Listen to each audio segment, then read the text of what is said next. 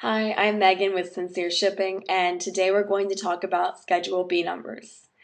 A Schedule B number is a 10-digit classification code for exports from the U.S.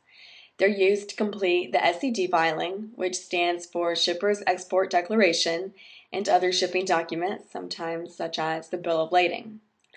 The numbers are managed by the U.S. Census Bureau, and there are modifications yearly to certain codes. So it's important to keep up to date if you export frequently, and even more specifically, if you export a lot of different types of commodities, it's even more important. The Schedule B is part of the International Harmonized System for Commodity Classification.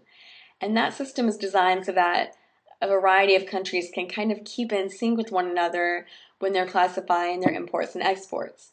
The harmonized system is a 6-digit code. Our system is a 10-digit code, but the first 6 digits of that 10-digit code are in keeping with the international harmonized system. The U.S. government has a lot of detailed information at www.census.gov/scheduleb. And especially when I first started in export, I was on that website all the time because it has a ton of information, and Schedule B numbers can be rather confusing when you're just starting to get acquainted with them. From that link, you can search for the appropriate Schedule B code for your commodity, and it's really important to have this Schedule B code, of course, because it's mandated by the U.S. government, but it's mandated by the U.S. government so that they can classify exports for census purposes, so they know what we're exporting and how much of it we're exporting.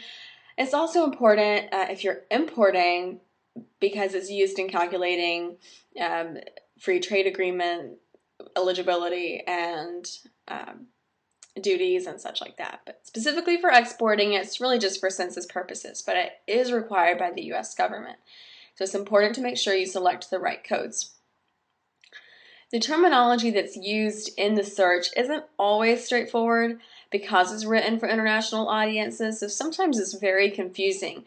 And if you're not familiar with it, or if you just want something easier, I strongly recommend using their Enhanced Schedule B search, which they actually created last year. And ever since they created it, it has been so much easier to find Schedule B codes for commodities that I don't use frequently. So if I'm shipping something like a bulldozer, or a pool table, or some bakeware, something that I don't do every day, this Enhanced Schedule B search is great. And that link is kind of long and complicated, so I'm just going to post it at the bottom in the comments section. When you're looking at Schedule B codes, the 4-digit headings that you'll see cover every code underneath them. You have to move beyond those 4-digit headings to really get to the 10-digit Schedule B code. And keep in mind that it is exactly 10 digits. It's not 9, it's not 8, it's not 6, it's not 4, it's not 12, it's 10 digits. If you don't have 10 digits, you're not looking at the right code, so keep looking.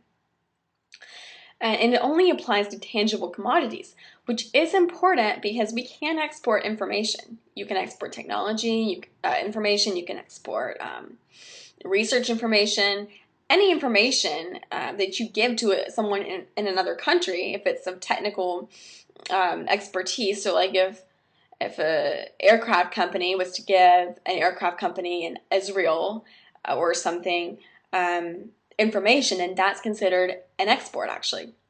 But the Schedule B only applies to tangible goods. So you only need a Schedule B number if you're shipping something like a car or a boat, anything that you can actually hold. And this is also important in terms of software, because since software is not a tangible good, we don't classify it as such. We classify it based on the type of media that it's on. So like a CD or a laptop, etc. The U.S. Census Bureau has helplines to answer questions about Schedule B codes, and I've used them a couple of times in the past when I first started doing this. I know some other people on my staff have used them a couple of times, so they're always a great resource to fall back on if you're stuck with the searches. And I posted those numbers below. There's one number for durable goods like machinery and computers and cars, etc., and another number for non-durable goods like food and animals and such. So if you have any questions, I recommend either contacting those numbers, or if that's outside of their business hours, you can always contact my office. We're available 24/7 by phone or email. Phone gets a quicker response, 912-484-2901, and either I or one of my staff will assist you in selecting the appropriate Schedule B number. They get pretty detailed. Like there's a specific Schedule B number for Corningware, for keychains, for cars for very small cars like 1992 Corollas, and then there's a specific one for something really big like GMC Yukon. So they get very detailed. It's not just like a car or a piece of heavy machinery. It's extremely detailed and just very important to make sure you're correct. So again, if you have any questions, please feel free to contact us, and you can always visit our website for more information. That's www.sincereshippingllc.com. Thank you.